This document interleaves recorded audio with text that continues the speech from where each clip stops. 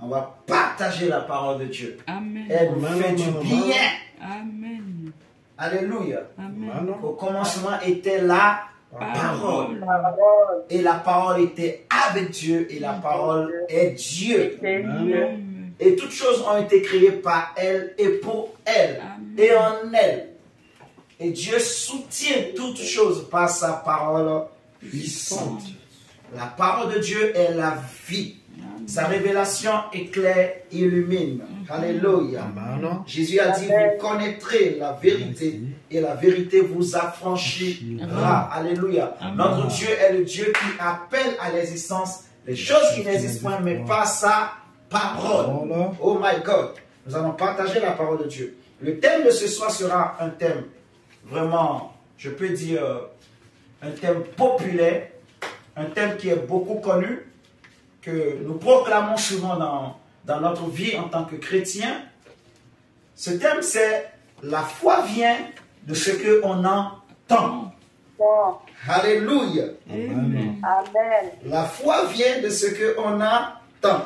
Et nous allons prendre le livre dans le Bible dans Romains chapitre 10, verset 17. Romains chapitre Romains chapitre 10, le verset 17. Oh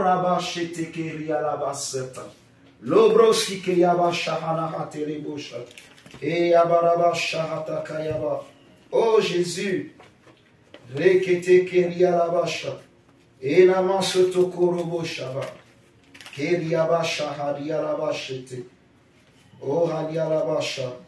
Romains 10, le verset 17. Ainsi la foi vient de ce que on entend, et ce qu'on entend vient de la parole de Christ. Ainsi la foi vient de ce qu'on entend, et ce qu'on entend vient de la parole de Christ. Nous voulons parler de la foi. Nous avons déjà compris, et nous le savons, nous sommes convaincus, que sans la foi, il est impossible d'être agréable à Dieu. Nous savons que pour vivre le miracle de Dieu, pour vivre la main de Dieu dans nos vies, on a besoin de foi. Alléluia. Amen. Jésus souvent disait aux gens, il te sera fait selon ta foi. Il te sera fait selon ta foi. Tout ce que vous demanderez en priant, en croyant de votre cœur, croyez que vous l'avez reçu et vous le verrez ça accompli. C'est la foi. La foi, Dieu que nous prions est un Dieu invisible. Alors pour s'approcher de lui, on s'approche de lui par la foi. L'apôtre Paul dira que nous sommes sauvés par grâce au moyen de la foi. La foi est le centre. La foi est vraiment comme un moyen, je ne sais même pas comme, c'est le moyen que Dieu utilise justement pour agir dans nos vies, pour nous sauver, même pour nous donner le salut. Il a fallu la foi, comme Abraham.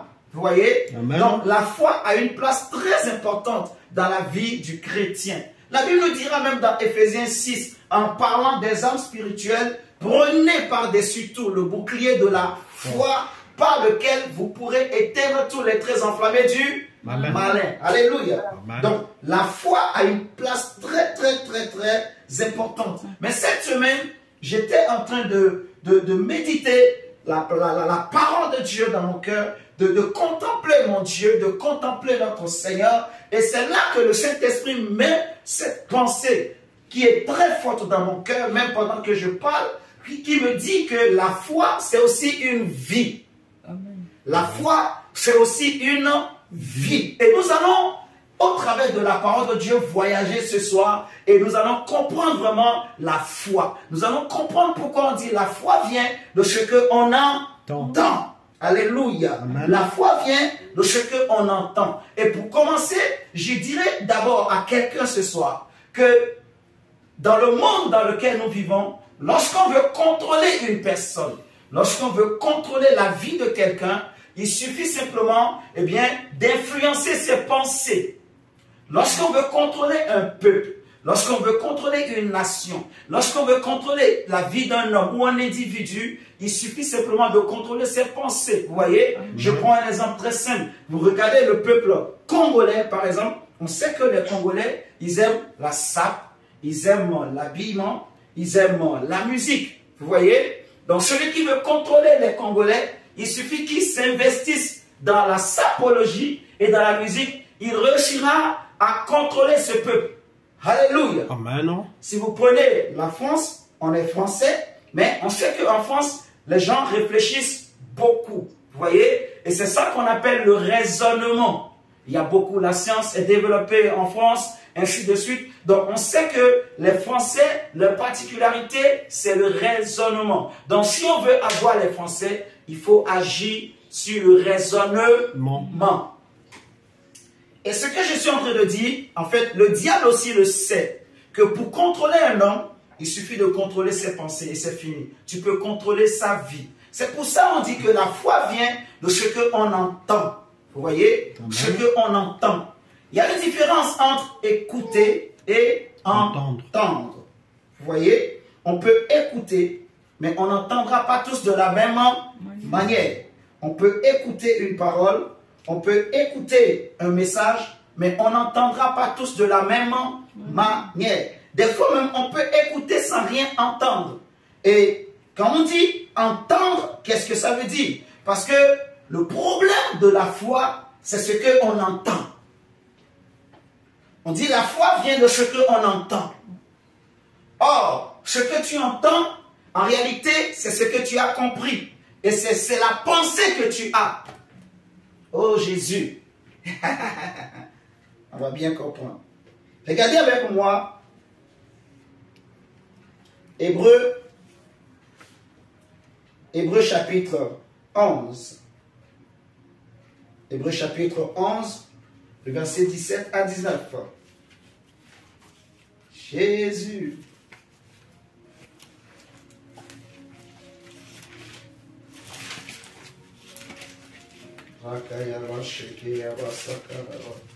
Père, merci pour ta présence. Hébreu 11, 17 à 19.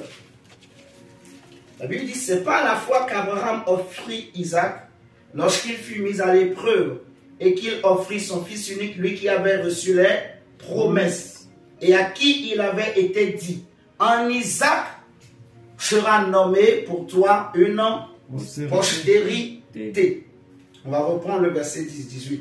On dit, et à qui il avait été dit quoi? En Isaac, il sera nommé pour toi une postérité. Verset 19. Il pensait que. Il pensait quoi? Que Dieu est puissant, même pour ressusciter les morts. Aussi le recouvra-t-il par une sorte de résurrection. Cela veut dire que la foi que Abraham avait était liée aux pensées qui étaient dans la tête d'Abraham, qui étaient dans le cœur d'Abraham. Vous voyez ce que je dis? Amen. On a dit, il a pensé. La foi, c'est aussi une pensée. C'est une vie. C'est une façon de penser. Alléluia. Amen. Et Abraham, malgré que son corps lui interdisait de croire, malgré que sa vie lui interdisait de croire, malgré que le corps de Sarah lui interdisait de croire, Abraham a cru. Non seulement il a cru, mais quand Dieu lui a dit, va me sacrifier ton unique fils, le fils de la promesse, Abraham n'a pas hésité. La Bible dit qu'il pensait que, donc il se disait en lui-même que si je sacrifie Isaac, Isaac va ressusciter, Dieu va le ramener à la vie, puisque c'est le fils de la promesse. Alléluia. Amen. Donc la foi, c'est aussi une pensée. C'est lié à la pensée en fait, la foi. La foi ou l'entendement, parce qu'on a dit ce qu'on entend, c'est ce qui produit en nous la foi. Vous voyez, je peux dire autrement que les pensées qui sont en nous, c'est ça qui produit en nous la foi. Amen. Amen. Pour connaître le type de foi que tu as, il suffit simplement d'analyser ce que tu écoutes. Ce que tu écoutes. En fait, je peux poser une question, par exemple.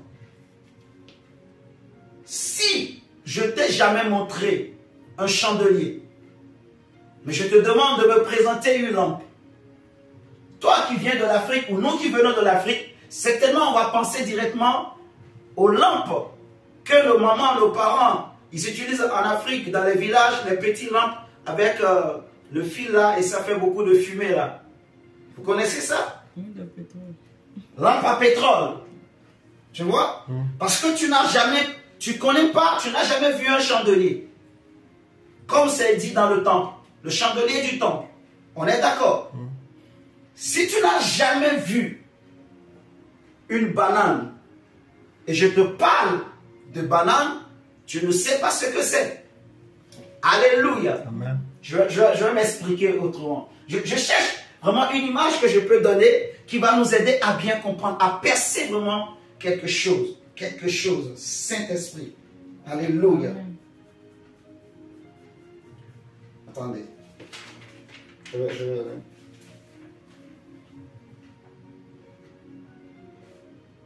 Regardez.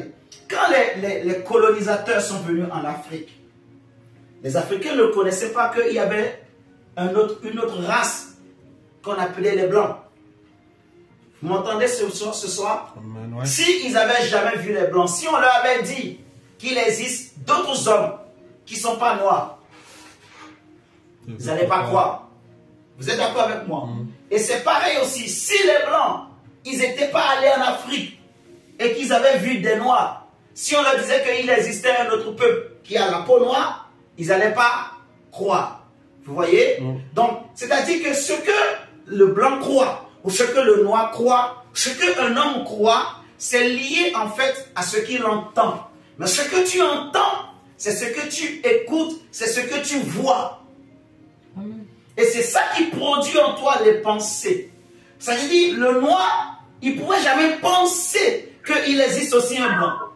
Le blanc ne pouvait jamais penser qu'il existe aussi un noir. Alléluia. Amen. Et le problème que l'homme a, qui fait que des fois on a du mal avec la foi, c'est que ce que Dieu dit, c'est tellement grand et c'est tellement loin. En fait, bon, c'est pas que c'est tellement loin, c'est tellement grand et c'est au-dessus de ce qu'on a l'habitude de voir et de toucher en tant qu'humain.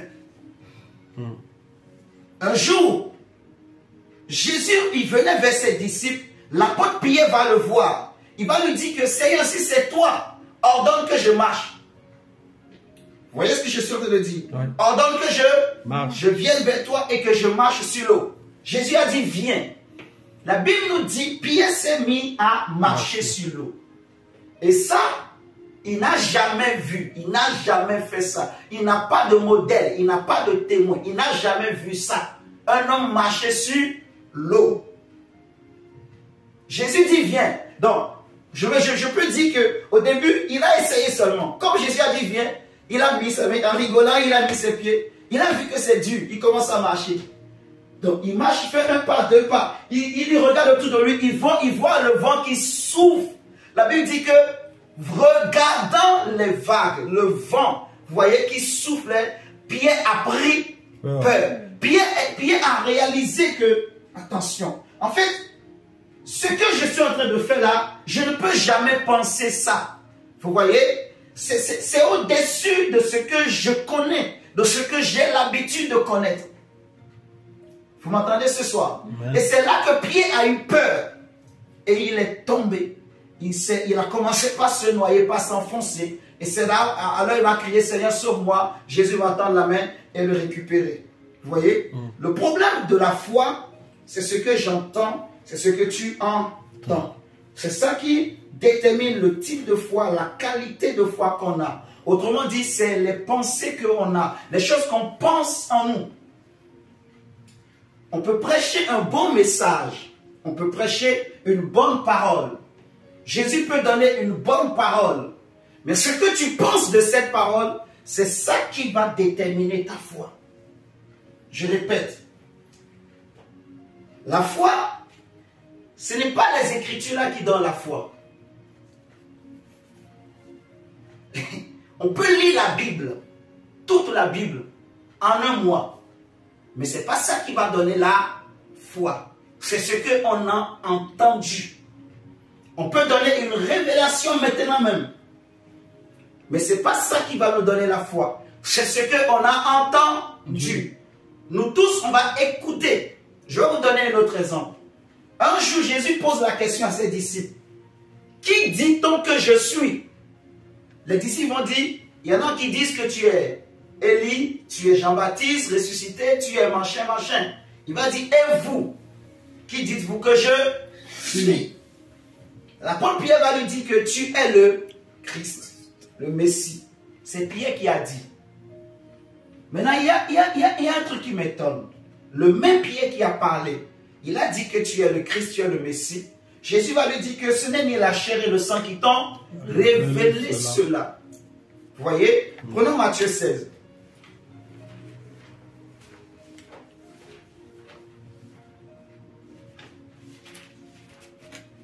Matthieu chapitre 16.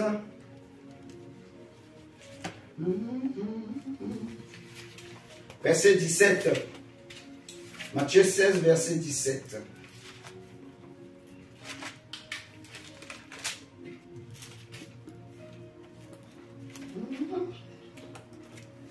Saint-Esprit, Jésus reprenant la parole lui dit, tu es heureux Simon, fils de Jonas, car ce ne sont pas la chair et le sang qui t'ont révélé cela, mais c'est mon Père qui est dans les cieux. Et moi, je dis quoi? Je te le dis, tu es Pierre. Déjà, si vous êtes d'accord avec moi, au départ, le nom de Pierre, ce n'était pas Pierre. Son nom était Céphas. Donc, s'il a reçu ce nom de Pierre, c'est à cause de ce qu'il a compris. En fait, à cause de la révélation qu'il a reçue. Vous voyez? C'est ça la foi, en fait. Ce que tu as entendu et que tu as compris quand tu reçois, quand c'est-à-dire la révélation de la parole de Dieu entre en toi, elle te donne en fait, elle produit quelque chose en toi. Elle te révèle ta vraie identité. Elle révèle le plan et le projet de Dieu pour ta vie. Elle te fait vivre des choses. Quand Pierre a entendu, Dieu lui a dit, il est le Fils de Dieu. Pierre a confessé, tu es le Messie. Jésus lui dit, parce que tu as confessé ça, alors moi je dis que toi tu es Pierre, tu n'es plus Céphas. Vous voyez ce que je suis en train de dire? Suivez-moi très très bien. À cause de ce qu'il a compris, à cause de ce qu'il a entendu, vous allez comprendre avec moi ce soir que entendre, c'est la même chose que comprendre. Vous voyez? Amen. Mais on ne peut pas entendre ni comprendre sans écouter. On écoute et ensuite on entend. Et c'est ce qui va produire la foi. Le Pierre qui a dit, tu es le Messie. Jésus lui dit, désormais tu es Pierre. Mais vous allez voir, si on descend un peu plus bas, prenez le verset, attendez. Verset 21. Toujours Matthieu 16, verset 21. La Bible dit, dès lors Jésus commença à faire connaître à ses disciples qu'il fallait qu'il allât à Jérusalem, qu'il souffrit beaucoup de la part des anciens, des principaux sacrificateurs et des scribes, qu'il fut mis à mort et qu'il ressuscita le troisième jour. La Bible dit, Pierre l'ayant pris à part, se mit à le reprendre. Et dit, à Dieu ne plaît, Seigneur, cela ne t'arrivera pas. Mais Jésus se retournant dit à Pierre, arrière de moi, Satan, tu mets en scandale, car tes pensées. Vous voyez ce que je suis en train de dire? Oui. Jésus lui dit que là, tes pensées ne sont plus des pensées qui viennent de Dieu. Tes pensées, Jésus dit, car tes pensées ne sont pas les pensées de Dieu, mais celles des hommes. Donc, je n'avais jamais compris ça comme ça, mais c'est aujourd'hui en méditant que je comprends en fait que la première fois quand Pierre a dit tu es le Messie, c'était une révélation. Son esprit a reçu. J'avais déjà expliqué que l'esprit ne comprend pas, l'esprit connaît. Les choses de Dieu, l'esprit reçoit la connaissance et c'est fini. Vous voyez ce que je dis? Mais c'est l'âme qui va maintenant, avec l'intelligence, réfléchir pour mieux approfondir la connaissance que l'esprit a reçue. Alléluia. Amen. Donc Pierre, il a reçu. Dans son esprit, tu es le Messie. Il a confessé. Mais il n'avait pas bien approfondi. Il n'a pas bien compris cela. Ça, c'est un. Mais le même Pierre qui a reçu ça, juste en tournant le dos. Jésus dit, moi je vais aller mourir. Pierre dit, non, tu ne mourras pas. Tu ne mourras pas. À Dieu ne plaise, cela ne t'arrivera pas. Donc, comme un prophète, à Dieu ne plaise, Jésus, tu ne mourras pas. Donc, Pierre a commencé par manifester la foi ou bien il n'a plus la foi? Selon vous, il n'a plus la foi. Vous voyez, c'est qu'il a commencé maintenant par réfléchir. Si Jésus meurt, comment moi je vais faire? J'ai quitté mon travail, j'ai abandonné ma pirogue, j'ai abandonné la pêche, j'ai ma femme, j'ai mes enfants, j'ai ceci. Donc Pierre a commencé par penser. Pierre a commencé par réfléchir. Pendant que Jésus disait, moi je dois aller mourir, Pierre regardait la bouche de Jésus, mais son esprit est déjà allé, son âme est déjà allée loin. Son âme est retournée au bord de la mer. Et il s'est rappelé toutes ces années. Il s'est rappelé pendant qu'il était en train de pécher et que Jésus est venu, il lui a dit, toi et André, suivez-moi. Ils ont abandonné leur pirogue, ils ont commencé par suivre Jésus. Puis il est retourné dans sa maison, dans son âme, il a vu femme et enfant. Il a pensé, non, non. C'est pour ça qu'il s'est levé. Il a dit, Jésus, non, non, non. À Dieu ne plaise, tu ne mourras. Là, il n'avait plus la foi. Vous êtes en train de me comprendre? Là, il n'avait plus la foi. Et Jésus dit quelque chose de très important. Jésus dit que ce que tu as dit là, en réalité, ce n'est rien d'autre que le résultat de tes pensées. C'est pour ça que Jésus dit tes pensées. Tes pensées, ce que tu as dit, Pierre, ne vient pas de Dieu. Ces pensées-là ne viennent pas de Dieu. La parole que tu dis là, ce que tu as pensé dans ton cœur, ce n'est pas de Dieu, c'est de Satan. C'est pour ça que Jésus a discerné l'esprit qui a inspiré Pierre. Il lui a dit, arrière de moi, Satan. Jésus dit un jour que votre oui soit oui et votre non soit non. Ce qu'on ajoute là, vient pas de Dieu, ça vient du diable. Alléluia. Ça, voilà un exemple où on voit un homme, en fait, qui a entendu la parole de Dieu. Entendu, ou je dirais qui a écouté. Voilà. Qui a écouté la pensée de Dieu. Parce que la révélation de la parole de Dieu, c'est la pensée de Dieu. En fait. La Bible dit, nous avons reçu les pensées de Christ. Vous voyez? Donc ça veut dire la révélation de Jésus. Et la foi, ce qu'on entend là et qui produit en nous la foi, c'est la pensée qu'on a reçue. C'est ce qu'on a pensé de ce qu'on a entendu. Après avoir écouté, ce qu'on a écouté, qu'est-ce que j'ai pensé? C'est ça qui va produire la foi en moi. Vous voyez? Pierre a écouté. Il a écouté, il a confessé. Mais ses besoins personnels ont pris le dessus. Vous voyez ce que je dis?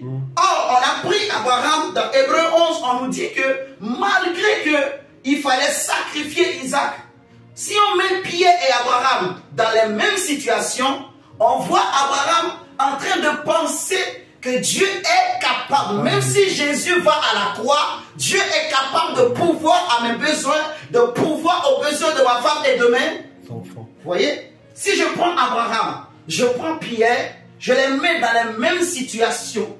Si là où Pierre était devant Jésus, si je prends Abraham, je le mets là, Abraham, il va continuer à croire.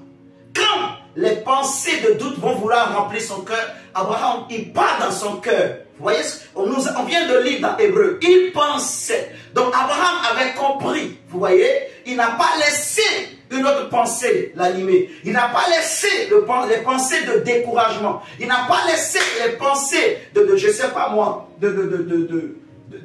voilà, les pensées de doute ou d'incrédulité remplir son cœur, non. Il a dit non, il a dit Dieu est capable. Romains 4 nous dit que Abraham, il a regardez avec moi Romains chapitre 4.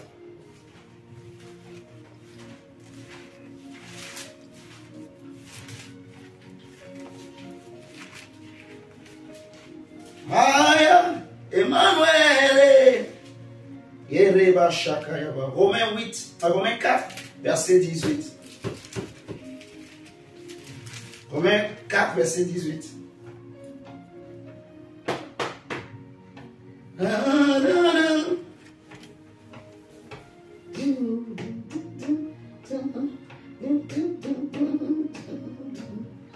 Romains 4, verset 18. On dirait qu'il lit, s'il te plaît. Lisons la parole de Dieu dans Romains 4, verset 18. Espérant contre toute espérance. Espérant contre toute espérance. Il crut. Il crut. En sorte qu'il devint père d'une grande nombre de nations. En sorte qu'il devint père d'un grand nombre de nations. Selon ce qui lui avait été dit. Selon ce qui lui avait été dit. Telle sera ta postérité. Telle sera ta postérité. On continue jusqu'à 25 minutes. Et sans faiblir dans la foi. Et sans faiblir dans la foi. Il ne considéra point que son corps était déjà usé. Il ne considéra point que son corps était usé. C'est comme, vous voyez, attends mon diable, vous voyez comme Pierre, devant Jésus, Jésus disait, moi, il faut que j'aille à la croix. Il faut que je meure. Vous voyez, dans la même situation, si on met Abraham, la Bible dira que Abraham ne considéra point que son corps était déjà usé. C'est-à-dire, peu importe ce que j'entends de l'extérieur, je ne permettrai pas que ces choses-là viennent contrôler mon cœur. Parce que, en fait, la source de ce qu'on entend, il y en a plusieurs sources. Mais il y en a au moins deux ou trois grandes sources. Des choses qu'on entend, qui produisent des pensées en nous, qui animent des pensées en nous. Vous voyez, j'ai pris l'exemple tout à l'heure que si tu n'avais jamais vu un chandelier et que je te demandais, dessine-moi une lampe, si tu viens de l'Afrique, ce que tu connais comme lampe, c'est la lampe à pétrole. Vous voyez, si tu viens d'un village où il n'y a pas d'électricité, si on te dit, dessine-moi une lampe, tu n'as jamais vu une lampe électrique. La lampe que tu vas dessiner, c'est ce que tu connais. Vous voyez ce que je dis? Oui. Donc, quand on te dit, dessine une lampe, ce que tu vas penser dans ton cœur, ce n'est pas ça. Ce n'est pas le chandelier du temple. Alléluia. Amen. Mais c'est ce que tu connais. C'est ce qu'on t'a montré. Le modèle que tu as vu. Vous voyez? Et le monde nous présente aussi des modèles. Des objets qui nous entourent. Le sens. Vous voyez, les cinq sens de l'homme nous donnent aussi des modèles. Vous voyez, on entend par les ondes, les radios. Le monde sait. Pour contrôler une population, les dirigeants du monde le savent. Pour contrôler le peuple, il faut contrôler la pensée du peuple. Vous êtes en train de me comprendre? Et c'est ça, en fait, c'est ça la foi. C'est que, il y a des gens même, vous voyez, parce que l'homme que Dieu a créé à son image, c'est une créature qui a été créé à l'image de Dieu. Donc, qui a été créé pour avoir la foi. Amen. Je répète, l'homme n'est pas un animal. L'homme a été créé pour avoir la foi. Tel que Dieu l'a créé, il a été créé pour dominer. Et donc, c'est un être de foi. C'est un être spirituel. C'est un être de foi. Vous voyez? Amen. Donc, le monde sait que pour contrôler une population, il faut contrôler sa manière de penser. Il faut que la population pense tout le temps, RSA, pétrole, carburant, je sais pas, comment on appelle ça là? Pouvoir d'achat. Il faut que la population soit occupée à ça. Vous voyez, distraction, dessins animés, il faut occuper la population. Il faut occuper ses pensées. Vous voyez ce que je suis en train de dire? Il y a plusieurs sources qui produisent des pensées en nous, mais il y en a au moins 2-3 grandes. Et la première, la plus facile, celle à laquelle tous les hommes sont confrontés, celle à laquelle les hommes sont habitués, que Pierre était habitué, c'est ce qui vient du monde. C'est ce que Pierre écoute au travers de ses sens, ses yeux, ses oreilles, sa langue. Vous voyez ce que je dis? Amen. Ce qu'il entend. Il entend.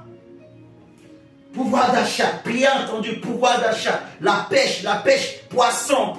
C'est ce que Pierre il connaissait. Poisson. Poisson, il faut faire la pêche, il faut se lever. C'est ce que Pierre connaît. Pierre ne savait pas qu'on pouvait aussi marcher sur l'eau. Et en fait, ce message, ça révolutionne la base de la vie chrétienne. Ça va nous amener à nous poser la question, est-ce que je suis réellement un vrai disciple ou je ne le suis pas encore? Vous allez comprendre des choses. Par exemple, je vais vous donner un autre exemple. Cette histoire où les chrétiens, par exemple, on passe notre temps. Seigneur, pardonne-moi. Seigneur, pardonne-moi. Seigneur, pardonne-moi. Seigneur, pardonne-moi. Seigneur, pardon. Seigneur, pardon. Seigneur, pardon. Seigneur, pardon. En réalité, on n'est pas encore bien converti. On n'a pas encore la vraie foi. Vous savez pourquoi je dis ça? Regardez. Si on avait la foi, ce que Dieu a dit, c'est quoi l'évangile? Qu'est-ce que Jésus est venu faire pour les hommes? Si on a compris ce que Jésus est venu faire pour les hommes, je pose une question. Ce que Jésus a fait pour toi et moi, est-ce qu'il a fait dans le passé ou dans le présent ou dans le futur? Ou bien il fera, ou bien il a déjà fait, ou bien il est en train de faire? Répondez-moi. Tu sais ce que Jésus a fait pour toi? Réponds, n'aie pas honte. Répondez. Oui. Oui. Vous savez ce que Jésus a fait pour vous? Oui. Vous le savez. Est-ce qu'il a déjà fait, ou bien il est en train de faire, ou bien il fera? Non. Il a déjà fait.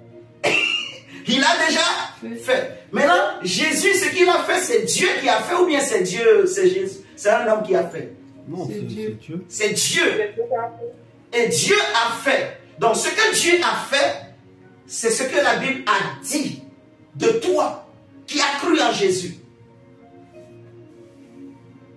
La Bible dit, tu es un sacerdoce royal, une nation sainte, un peuple acquis. La Bible dit que tu es un saint. La Bible dit que tu es assis dans les lieux célestes à la droite du Père en Christ. La Bible dit que tu es une ville qu'on a mis sur une montagne.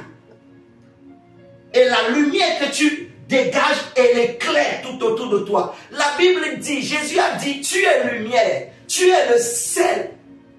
Jésus dit, ou non, l'apôtre Paul va dire que si quelqu'un est en Christ, il n'a pas dit, il deviendra une nouvelle créature. Non. Si quelqu'un est dès qu'il est en Christ, il est.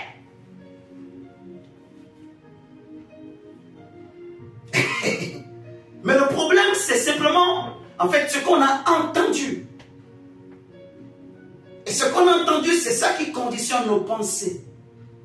C'est ça qui fait qu'on est distrait. C'est ça qui fait qu'on va avoir la culpabilité. C'est ce que le diable veut. Et c'est de ça il profite, c'est de ça il se nourrit. Parce qu'il n'a plus de pouvoir. À la croix de Golgotha, il a été vaincu. Il le sait. La foi, mon frère. La foi. La foi. On nous dit qu'Abraham n'a pas considéré son corps. Vous voyez ce que je dis? Un homme qui a la foi, il y a des choses, il ne peut plus penser, en fait. Il ne peut plus penser. Quand il comprend l'évangile, il comprend. L'apôtre Paul dit dans Romains 6, vous aussi regardez vous-même, regardez-vous comme étant mort. J'aime beaucoup ce verset. Mais c'est un verset que nous lisons beaucoup, mais on n'a jamais, beaucoup d'entre nous, on n'a pas compris. On le prend comme un verset ordinaire, mais c'est un verset clé. Un verset clé de la foi. Comment en fait, un homme qui a la foi, c'est un homme spirituel. Et c'est un homme qui est né réellement. Vous voyez ce que je suis en train de dire? Un chrétien qui passe son temps à pleurnicher, à se lamenter. Ah, non, il n'y a pas la foi. Moi aussi, j'étais comme ça. Mais maintenant que Dieu est en train de me révolutionner, c'est fini ces choses. Vous êtes en train de me comprendre? La foi vient. Le problème, c'est ce que j'entends dans mon cœur. C'est ce que je pense dans mon cœur. Qu'est-ce que je laisse dans mon cœur? Qu'est-ce que j'accepte? Est-ce que c'est les informations qui viennent du monde? Est-ce que c'est les informations du passé? Comme si ce que Dieu a fait pour moi, c'est que c'est dans le futur. Dieu fera. Donc, il y a des chrétiens, on vit dans le futur. On croit, mais on croit dans le futur. On a du mal à croire dans le présent. Il y a des choses qu'on veut avoir de Dieu, comme si Dieu ne nous a pas encore donné. Le problème, c'est ça, en fait. Il y a beaucoup de choses qu'on n'a plus besoin de demander. Dieu nous a déjà donné. Mais il faut connaître. Et il faut, comme Paul dit, regardez-vous. Il faut penser cela. En fait, c'est ça la foi. Il faut penser que tu l'as. Il faut penser que ça, je l'ai. Vous voyez ce que je suis en train de dire? Il faut penser, je suis une lumière. Mais il y a toujours une base. Il faut remplir toutes les conditions que l'évangile demande. C'est-à-dire la vraie repentance. Si quelqu'un est en Christ, il faut être en Christ. Ça veut dire qu'il faut avoir fait la vraie repentance. Vous voyez ce que je dis? Il faut confesser ses péchés. Quand on donne sa vie à Jésus, on s'ouvre, on ouvre son cœur. Quand on est touché vivement, on ouvre son cœur à Dieu. On dit tout. On avoue tout. On se répand de tout. On n'a pas honte. Il n'y a rien à cacher. On dit tout et Dieu pardonne.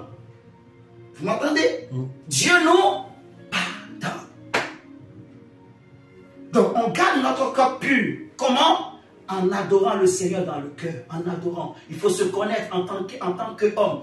Un homme tripartite. Un être tripartite. Il faut maintenant garder son cœur pur. Faire ce travail. Au fur et à mesure que je fais, je grandis. Je grandis spirituellement. Je grandis. Du coup, tu vas voir même, en fait, cette culpabilité là où on est là, Seigneur, pardonne-moi. Tu n'auras plus ça. Si tu n'as pas péché, pourquoi tu vas demander pardon? Dites-moi. Mais nous, c'est comme par des fois, c'est comme mécanique quoi. Quand on fait les prières, maintenant on va demander pardon à Dieu. Peut-être qu'on a péché sans le savoir, ainsi de suite. Alléluia. Amen. Je ne dis pas qu'il ne faut pas demander pardon si on a péché. Hein? Alléluia. Amen. Mais le niveau de foi doit monter. Il faut maintenant que vraiment on monte. On continue, mon diable. Parce que Dieu veut faire de grandes choses. Verset 19. Sans faiblir dans la foi, il considéra point que son corps était déjà usé, puisqu'il avait près de 100 ans et que Sarah n'était plus en état d'avoir des enfants. Il ne douta point par incrédulité au sujet de la promesse de Dieu, mais il fut fortifié par la foi, donnant gloire à Dieu.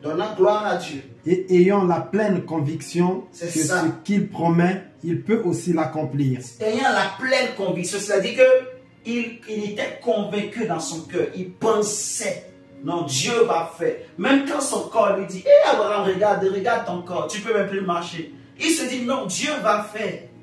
Dieu va faire. Dieu est fidèle, Dieu va faire. Dieu va faire, je le crois. Dieu va faire. Alléluia.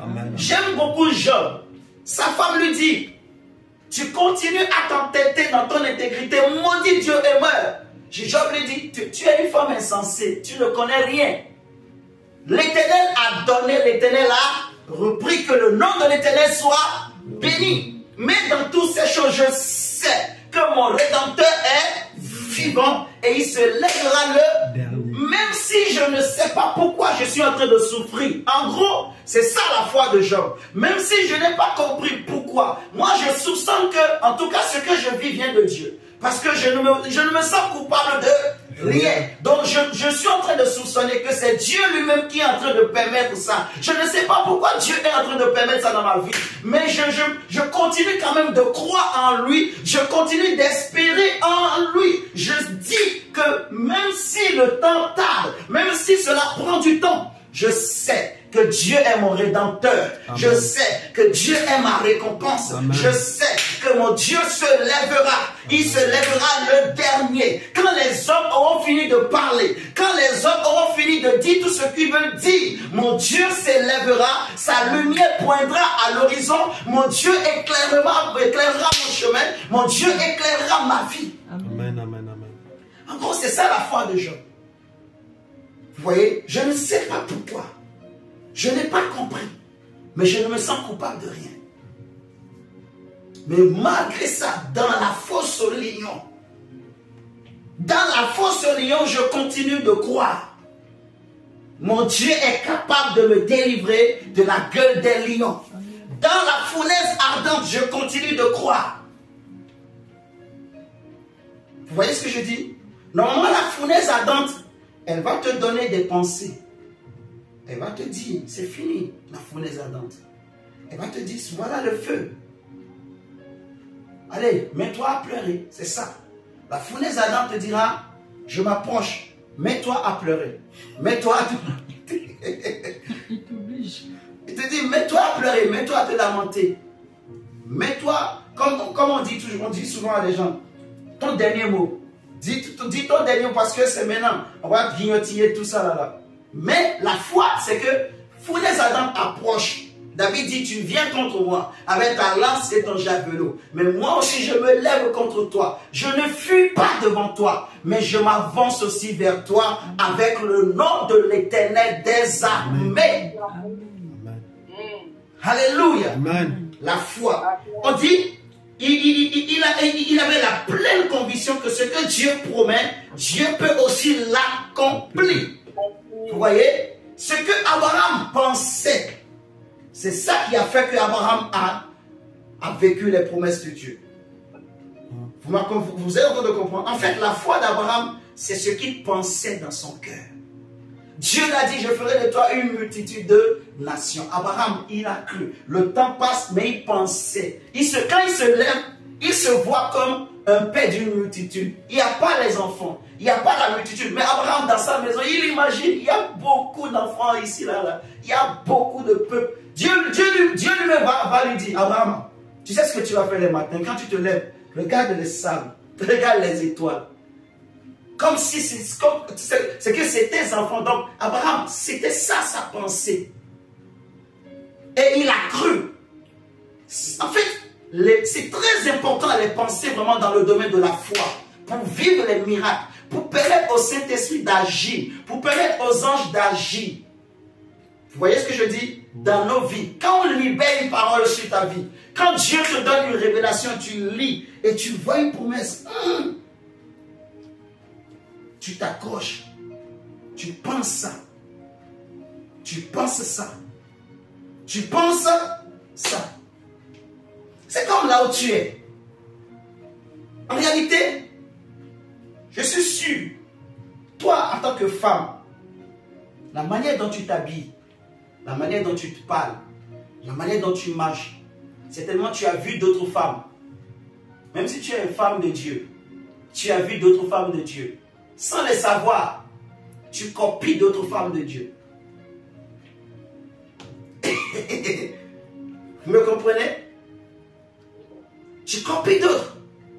Parce que c'est le modèle que tu as eu. Vous voyez?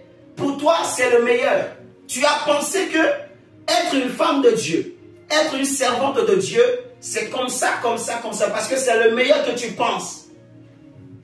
Or, tu ne sais pas que ce que Dieu a réservé pour toi, c'est plus meilleur que tout ce que tu as déjà connu. La Bible ne dit pas que ce sont des choses que l'œil n'a point vues et que l'oreille n'a point entendu. Est-ce que vous êtes là avec moi ce soir? Amen. Non, je n'entends pas bien là. J'ai l'impression que c'est calme. Est-ce que vous êtes en train de dormir ou bien? Amen. Ah, le diable est en train de dormir. Oh non, on est là. Non, on dort pas, ils sont là. Vous êtes là? Amen, amen. Ok, c'est bien de taquiner un peu là. Quand les gens se sont concernés, ils n'ont plus la parole. On copie beaucoup, beaucoup, beaucoup. Beaucoup. On copie beaucoup. On copie beaucoup. On copie beaucoup. Beaucoup, beaucoup. Vous voyez toujours le sens, les sens. On copie beaucoup. Ce que Dieu veut faire avec toi, ce n'est pas la copie des autres. Ce que Dieu va faire, la grandeur que Dieu veut te donner, cette grandeur n'existe pas encore. C'est ce que Dieu a dit. Vous êtes en train de comprendre. Donc, ça ne sert à rien de non. C'est ça qui limite beaucoup de gens, en fait. C'est ça qui fait que même notre foi, des fois, parce que dès que l'autre, celui que tu regardes comme modèle, là, dès que il a un problème, et tu n'as plus d'autres modèles. Donc toi aussi, tu commences à paniquer. Tu paniques. Mais si le modèle, c'est la parole de Dieu, c'est Jésus-Christ de Nazareth, c'est l'homme de Galilée, l'homme qui ne change jamais, celui qui est le même hier, aujourd'hui et éternellement, celui qui a été tenté en toutes choses, mais qui n'a jamais péché, celui qui il a confronté la mort, il a vécu la mort, il est allé jusqu'au séjour des morts, mais il est ressuscité le 3e jour, il est sorti vivant du tombeau. Amen. Jésus de Nazareth. Amen. Regardez avec moi par exemple. On va prendre Luc chapitre 1. Luc chapitre 1. On va prendre Luc 1. D'abord, et ensuite on va prendre Hébreux 5. Regardez Luc chapitre 7, pardon. Luc chapitre 7, verset 1. La Bible dit, après avoir achevé tous ses discours devant le peuple qui l'écoutait. Et ce qui m'intéresse, c'est le mot écouter. Après avoir achevé tous ses discours devant le peuple qui l'écoutait, Jésus entra dans Capernaum. Vous voyez? Prenons Hébreux 5, 11. Hébreux chapitre 5, verset 11.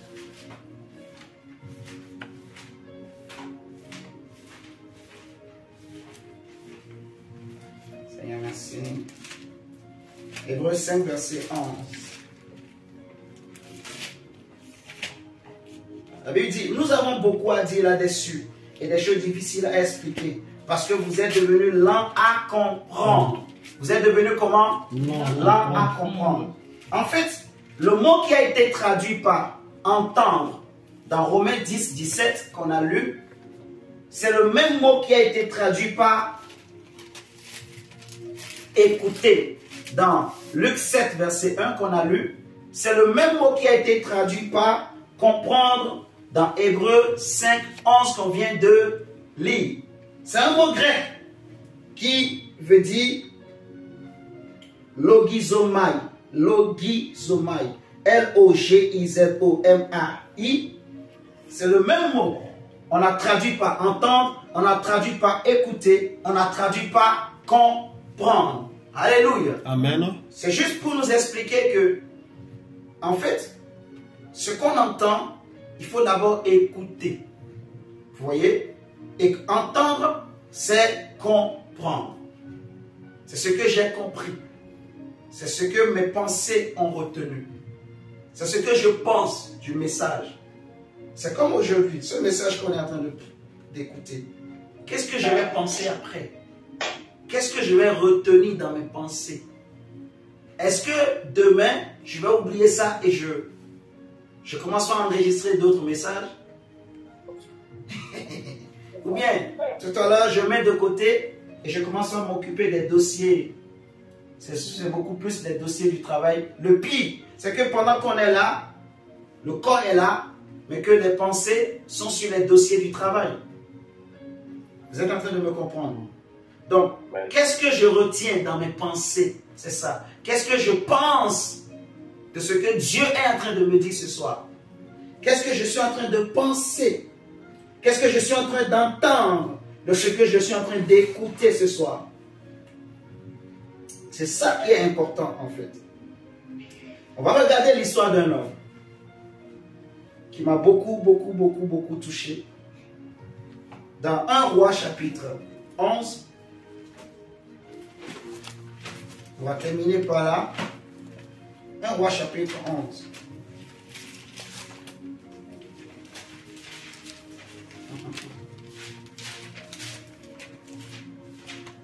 1 Roi chapitre 11.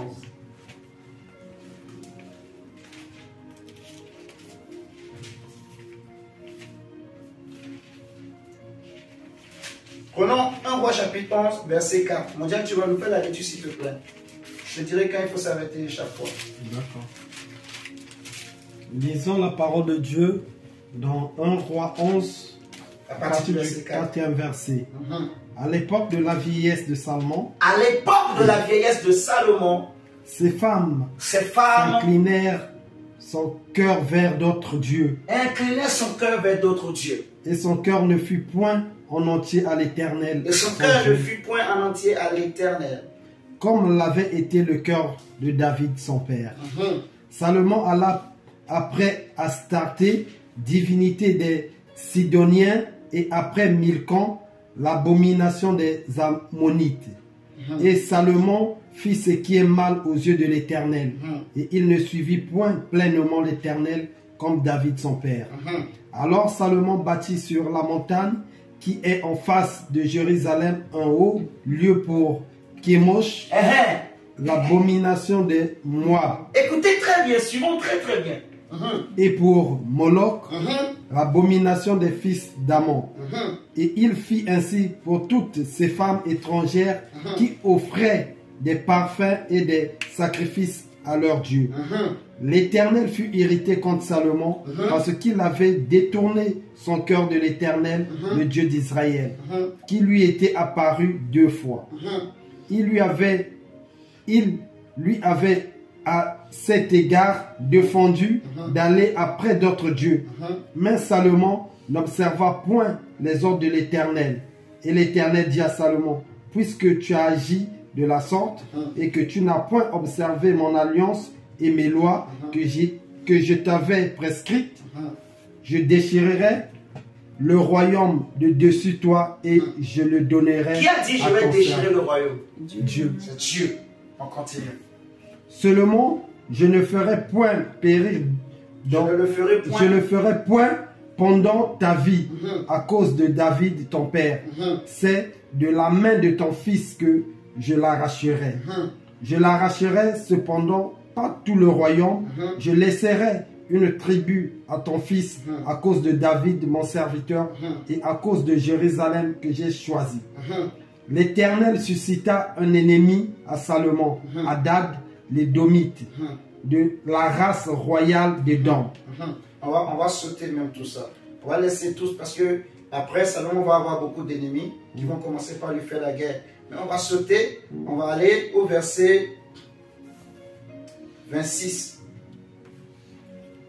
On va aller au verset 26. Là, on a compris Salomon, ce que Salomon a fait. Maintenant, on va au verset 26. Verset 26. Jéroboam, aussi serviteur de Salomon, leva la main contre le roi. Jéroboam, serviteur de Salomon, leva la main contre le roi. Il était fils de Nabat, Ephratien de Théréda, et il avait pour mère une veuve nommée Théruya.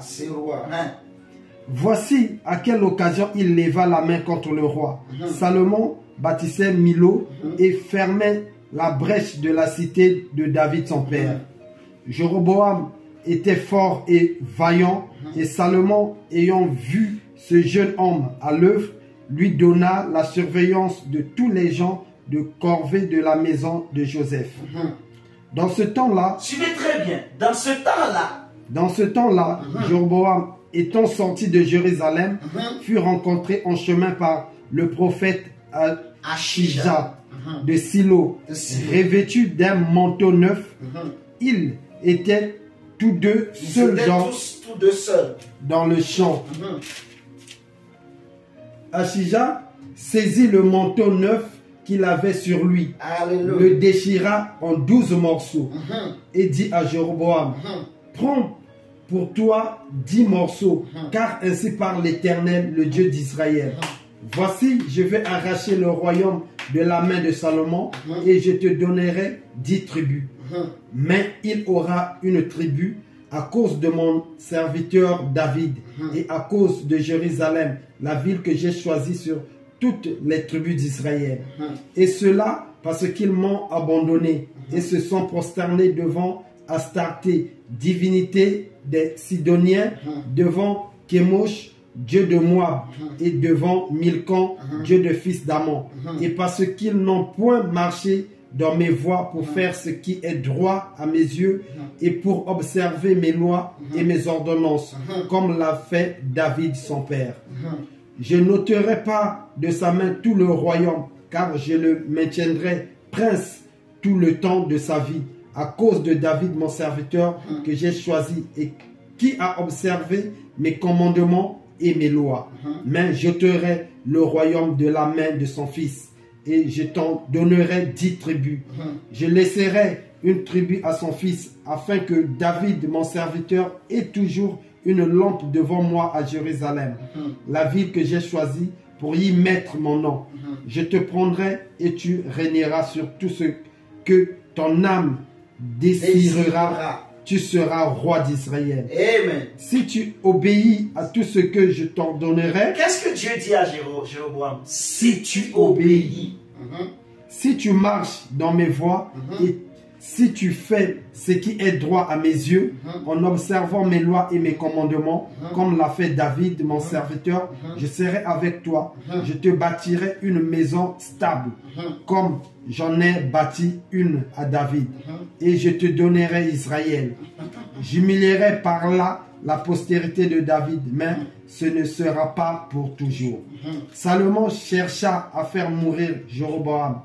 Et Jéroboam se leva et s'enfuit en Égypte auprès de Shishak, roi d'Égypte. Il demeura en Égypte jusqu'à la mort de Salomon. Ça c'est bien. Juste là, on va s'arrêter là d'abord, mon diable. C'est une longue lecture, mais il faut qu'on le fasse pour que chacun comprenne bien. On parle de Salomon, un grand roi en Israël. Salomon était un grand roi, le roi le plus riche, le roi le plus sage parmi les rois d'Israël. À part notre Seigneur Jésus, bien sûr. Alléluia. C'était un grand roi. Il avait 700 femmes et 300 concubines. Lui seul. Il a goûté à tout. Et ce qui a fait son problème, son défaut, c'est justement autant de femmes. Tellement qu'il avait de femmes, la Bible a dit que ces femmes ont fini par entraîner son cœur dans le péché, loin de Dieu. Hors des promesses de Dieu, hors de la volonté de Dieu. Alors Dieu va tout faire pour récupérer Salomon, mais Salomon n'était pas revenu. Dieu va se décider de lui arracher le royaume. Mais il va dire, à cause de David, je ne le fais pas. De son vivant, je le ferai après quand Salomon sera parti. Je vais arracher le royaume de la main de son fils. Dieu dit que je vais lui laisser une seule tribu. En fait, vous voyez, je vais prendre 10 tribus, je vais donner à une personne, je vais laisser une tribu aux enfants de Salomon. Pourquoi? Parce qu'en Israël, Manassé et Ephraïm sont, en fait, c'est les enfants de Joseph. Et Ephraïm est compté comme une demi-tribu. Manassé est aussi compté comme une demi-tribu. Vous m'entendez? Donc Dieu a séparé. On voit le prophète Achija qui va rencontrer Jéroboam, un homme qui était serviteur de Salomon. Dieu le prend. Il n'était rien avant. Personne ne connaissait Jéroboam. Je dis bien, personne ne connaissait Jéroboam. Et ce qui m'intéresse, c'est Jéroboam. Et vous allez bien comprendre avec moi. Personne ne le connaissait. Il ne pouvait jamais penser dans sa vie qu'un jour je serai roi. Il ne savait pas, il ne pensait pas. C'était jamais monté dans sa tête. Personne dans sa famille n'était roi. Personne. C'était pas monté dans sa tête. Il ne savait pas, rien. Il ne savait pas qu'il allait me rentrer un jour dans un palais royal. Il ne savait pas. Mais dans le plan de Dieu, Dieu a tout fait pour qu'il se rapproche de Salomon, ou plutôt que Salomon le récupère. Pour qu'il voie comment on fait la royauté. Vous avez compris? Et ensuite, maintenant, Dieu envoie le prophète Achija pour lui annoncer que c'est toi que j'ai choisi. Je vais diviser le royaume en deux. Je prendrai 10 tribus. Vous voyez? Que je te donnerai. Parce que, En fait, en Israël, la tribu de Joseph et de... On ne les compte pas. Non, qu'est-ce que je dis? La tribu des Lévites, on ne compte pas. Vous voyez? Parce que c'est la tribu des sacrificateurs. Mais la tribu de Joseph, donc Manassé et Ephraïm sont comptés comme des demi-tribus. La somme fait une tribu, la tribu de Joseph. Vous voyez? Donc, Dieu dit, je laisse une tribu à David, à la descendance de David. Pourquoi? Parce que la tribu des Lévites, il n'a pas compté. Donc, il prend 10 tribus. Le prophète lui dit, je déchire ce manteau en 11, non, en 12. Je te donne 10. Et je laisse une part à Salomon. Moi, je garde une, qui est la tribu des Lévites. Vous êtes d'accord avec moi? Maintenant, Dieu lui dit, pourquoi je fais ça? C'est parce qu'ils m'ont abandonné. Écoute bien, Jéroboam. Ne crois pas que c'est parce que tu es meilleur que j'ai fait ça. Non, c'est parce que eux, ils m'ont abandonné. Ce n'est pas pour nous faire plaisir que Dieu nous dit pourquoi. C'est parce qu'ils m'ont abandonné que j'ai divisé. Alléluia. Amen. Maintenant, Dieu lui dit, si tu obéis à mes commandements, je vais te bâtir une maison stable, comme je l'ai fait à David. Je vais t'élever. Je rendrai ton nom grand. Dieu lui a fait la promesse. Dieu lui a parlé. Dieu a parlé à Jéroboam. Dieu lui a dit, c'est Dieu qui t'a fait la promesse. C'est Dieu qui a dit, je vais prendre 10, je te donne. Ce n'est pas que tu t'es battu et tu as arraché 10 tribus. Non, c'est Dieu qui a envoyé un prophète. Un prophète est venu te voir. Vous étiez seul dans le champ.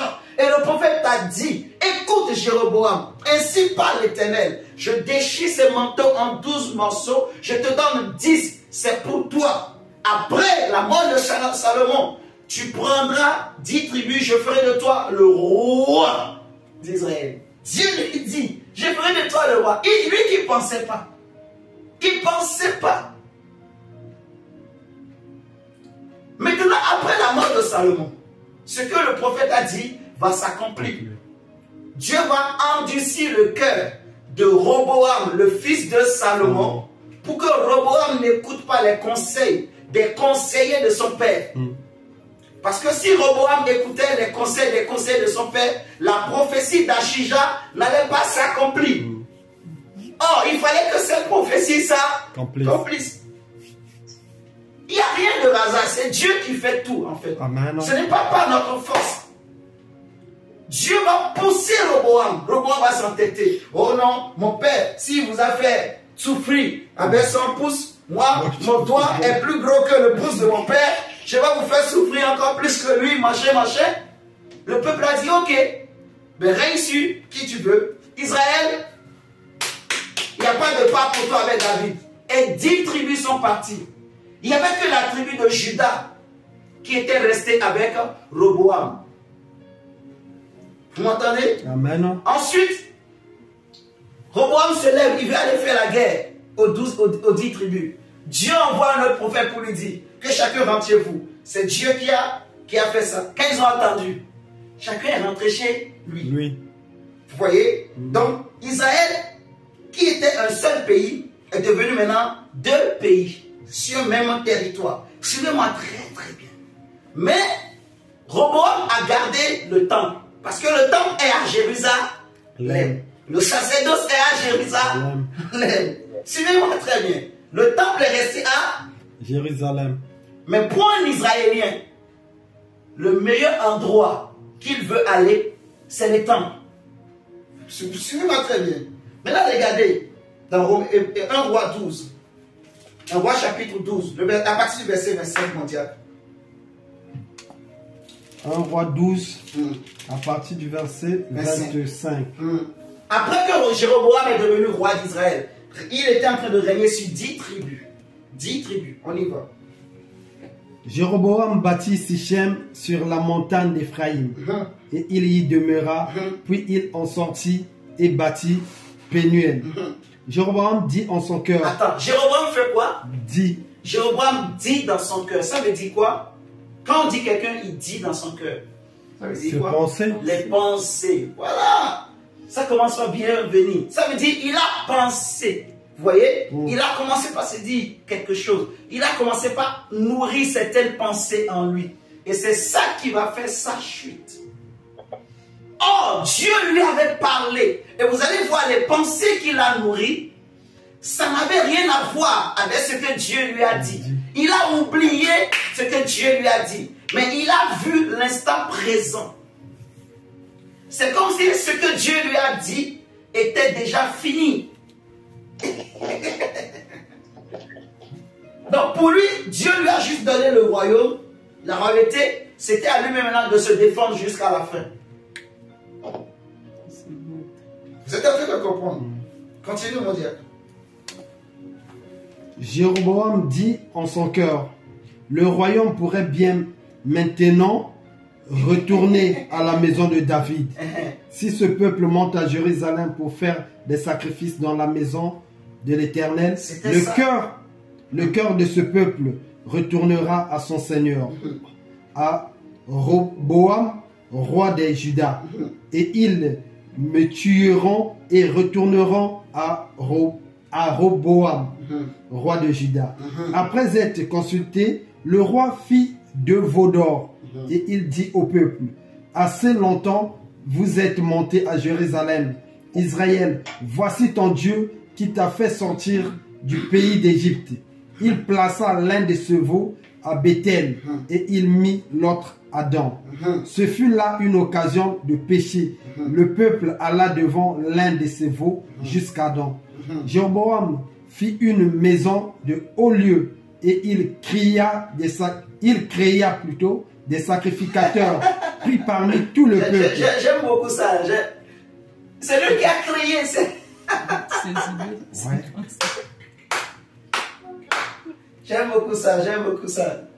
Il a créé lui-même. Il a réfléchi. Si je reste comme ça, le peuple risque de retourner à Roboam. Pourquoi? À cause du temps. Et alors, où est le Dieu qui t'avait dit, je fais de toi un roi? Ce Dieu-là est parti. C'est ça l'homme en fait. C'est ça l'homme. Jéroboam avait reçu la promesse de la royauté. Mais à cause de ce qu'il a commencé par nourrir comme pensée, au début, pourquoi Jéroboam, Dieu l'a fait roi? Parce qu'il était contre l'idolâtrie de Salomon. Il était au service de Salomon, mais il n'était pas d'accord avec l'idolâtrie de Salomon et de sa famille. Il a lui-même. Maintenant, lui-même est retourné dans l'idolâtrie qu'il a combattue. Parce qu'il voyait tout le temps ses yeux, voyaient l'idolâtrie. Non, non, c'est pas ça. C'est parce que maintenant, il a eu peur de perdre la royauté. Ce n'est pas parce que tout le temps ses yeux voyaient l'idolâtrie, non. Il était contre l'idolâtrie. En fait. Vous voyez ce que je dis? Ce que Salomon faisait, il le faisait pour ses femmes. Et c'est ces femmes qui adoraient le faux Dieu. Donc Salomon aussi les accompagnait dans ces temples. Vous comprenez ce que je dis? Salomon, moi je crois à la fin de sa vie, il s'est repenti avec Dieu. Il est sauvé. Ça c'est moi qui crois. Vous voyez ce que je dis? Mais en ce temps, Jéroboam était contre Salomon. Il était devenu ennemi de Salomon. La Bible dit il a levé la main contre Salomon. Pourquoi? Parce que Salomon était devenu idolâtre. Et Jéroboam n'était pas d'accord. Donc Salomon a voulu le tuer. Jéroboam était pour le peuple. Vous voyez? Mais le même péché qu'il a combattu, lui-même, à cause de la peur de perdre la royauté. C'est comme Pierre, on a parlé tout à l'heure. Jésus tuait le Christ, le Messie. Vous voyez? Mais à l'instant d'après, à Dieu ne plaise, cela ne t'arrivera pas. Pourquoi? La peur, la pensée de perdre. La pensée de tout perdre. Vous voyez ce que je dis? Et c'est là que j'ai dit, si on prend Abraham, on met à la place de Pierre, Abraham n'agira pas comme Pierre. Si on prend Abraham, on le met à la place de Jéroboam. Vous voyez ce que je dis? Le problème de Jéroboam, c'est le fait de savoir que le peuple va prier à Jérusalem. Mais ce n'est pas parce que le peuple va prier à Jérusalem que le peuple va t'abandonner. Non. Ce n'est pas le peuple qui donne la royauté. C'est Dieu qui donne la royauté. L'élévation ne vient pas du peuple. L'élévation ne vient pas de l'Orient ni de l'Occident. L'élévation vient de l'Éternel qui a fait les cieux et la terre. C'est Dieu qui élève, c'est Dieu qui bénit. C'est Dieu qui choisit. C'est Dieu qui établit. La peur, on a lu. C'est ce que je voulais qu'on regarde ensemble. La Bible dit, Jéroboam, il s'est dit dans son cœur. Vous voyez? Au départ, il a cru à ce que Achija, le prophète, lui a dit. Mais quand il a vu le peuple commence par aller prier à Jérusalem, il a oublié tout ce que le prophète Achija a dit. Et il a commencé par créer lui-même. Il a bâti des faux temples, il a bâti de veaux d'or. Il a dit au peuple, c'est ton Dieu. Vous voyez? Il a créé lui-même des sacrificateurs lui-même. Il est devenu le pape. Il a établi des rois. Toi, je fais de toi sacrificateur. Et c'était les gens, c'est des sacrificateurs qui étaient payés. C'est le roi qui les payait. Ils étaient sacrificateurs au service du roi. Leur salaire, c'était le roi qui payait. Ah, mon frère. Ces sacrificateurs, ils gagnaient bien. Ils mangeaient à la table du roi. Et aussi, ils ne pouvaient pas refuser. Si, ils pouvaient refuser. Mais c'est ce qui va causer la chute de Jéroboam. Bien qu'il a reçu la promesse. Vous voyez comme Pierre, Jésus lui a dit marche. Il a marché sur l'eau. Mais après il a commencé par s'enfoncer. C'est ce qui a fait que Jéroboam s'est enfoncé. Ses enfants sont morts. Dieu a détruit, il a rasé la famille de Jéroboam. Quand le malheur a commencé par le frapper, à cause de ce péché-là, c'est là maintenant il va se rappeler de Achija. Quand son fils était en train de mourir, c'est là il va se rappeler qu'il y avait un prophète qui m'avait parlé. Et il va maintenant dire à sa femme, quand je fuyais Salomon, il y avait un prophète, le prophète Achija. C'est lui qui m'avait dit, c'est maintenant qu'il s'est rappelé, mais c'est trop tard, que l'Éternel allait faire de moi un roi. Et il va maintenant envoyer sa femme pour aller voir le prophète. Le prophète aveugle, mais aveugle physiquement, mais spirituellement pas aveugle. Regardons ensemble. J'aime beaucoup le prophète Achija. On va prendre un roi 14. Le verset 4, on dirait. On va finir par là, comme j'ai dit. 1 Roi 14, le verset 4. Mais lis à partir du verset 1. Ok. Dans ce temps-là, Abijah, fils de Jéroboam, devint malade. Et Jéroboam dit à sa femme, lève-toi, je te prie, et déguise-toi pour qu'on ne sache pas que tu es, pour qu'on ne sache pas que tu es la femme de Jéroboam. Et va à Silo. Voici là et Achija, le prophète. C'est lui qui m'a dit. C'est lui. Mais il avait oublié. Maintenant, il se rappelle que c'était lui qui m'avait dit. Est-ce que je suis en train de parler à quelqu'un? Amen.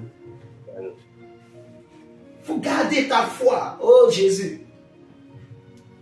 Ne laisse pas une autre pensée rentrer en toi. Si une autre pensée veut venir, il faut dire non, non, tu peux parler. En fait, c'est ça, le cœur là, je peux parler. Je choisis ce que je veux penser. Alléluia. Amen. On continue. C'est lui qui m'a dit que je serai roi de ce peuple. Prends avec toi 10 pains, des gâteaux et un vase de miel. Et entre chez lui, il te dira ce qui arrivera à l'enfant. La femme de Jéroboam fit ainsi. Elle se leva, alla à Silo et entra dans la maison d'Achija. Achija ne pouvait plus voir car il avait les yeux fixes par suite de la vieillesse. L'Éternel avait dit à Achija, la femme de Jéroboam, va venir te consulter au sujet de son fils, parce qu'il est malade.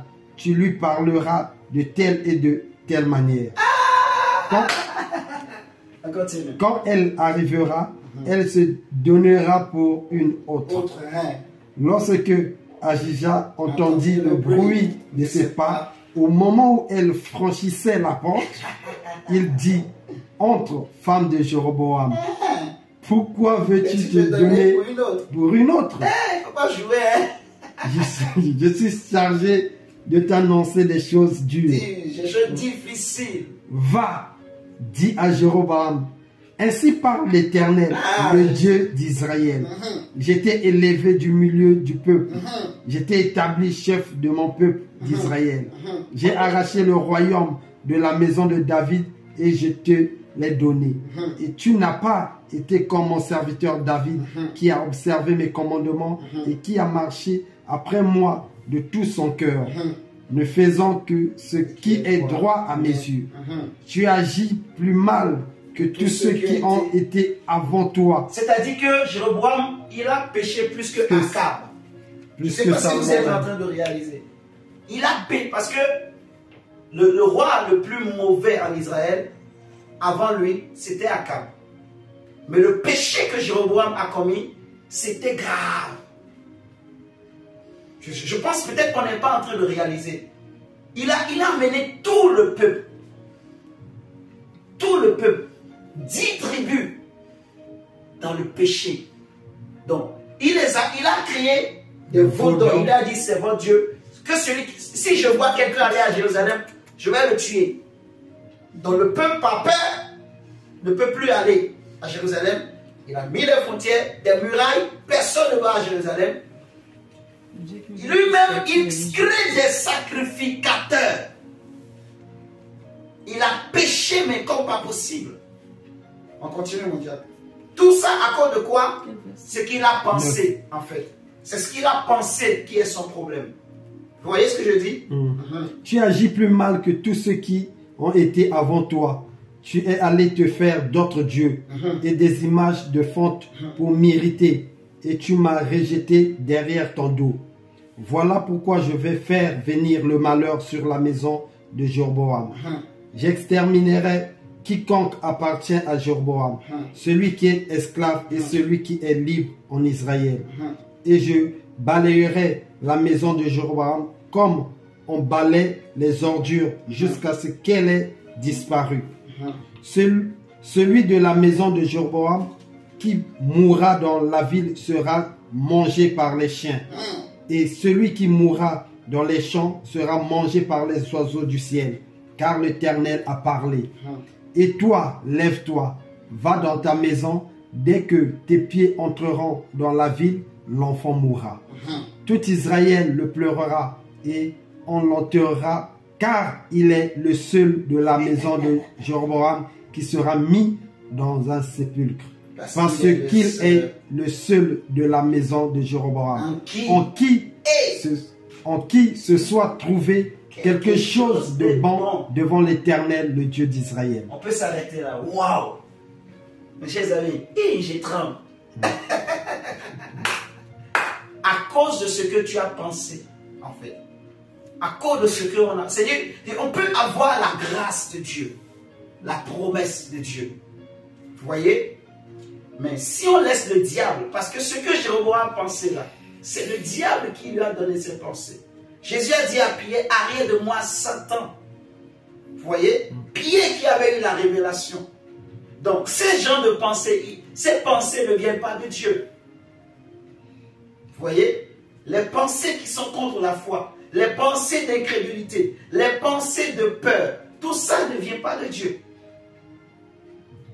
Alléluia. Amen. Il faut croire, il faut accepter ce que la Bible a dit. Notre Dieu, il n'agit pas dans le futur. Il agit dans le présent. Alléluia. Comprenez bien ce que je veux dire. Il a déjà fait des choses pour nous. Connaissons ces choses et vivons-les. Croyons en ces choses, proclamons. Il est dit que par ces maîtrisses, nous avons été guéri. Le châtiment qui nous donne la paix est tombé sur lui. Et que par ses maîtresses, nous sommes guéris. Alléluia. Il a déjà dépouillé les autorités, les dominations, les principautés, les puissants des ténèbres. Il les a livrés publiquement en spectacle. Mais il faut passer par la croix. La repentance, la vraie repentance. Il faut maintenant accepter l'obéissance à la parole de Dieu, mettre en pratique la parole de Dieu, se sanctifier vraiment en faisant comme on a enseigné en fait. Vraiment travailler ses pensées pour garder des pensées pures en nous. Aimer la prière, aimer s'assembler avec les frères et sœurs comme on est en train de faire. Alléluia. Aimer, il faut avoir l'empressement de s'assembler au nom de Jésus-Christ. On va se lever, on va prier. Mais je viens de me rappeler de quelque chose.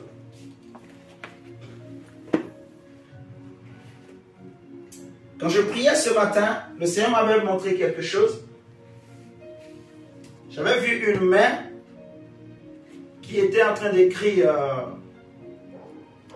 2 chiffres, 2 et 4. Alléluia. Amen.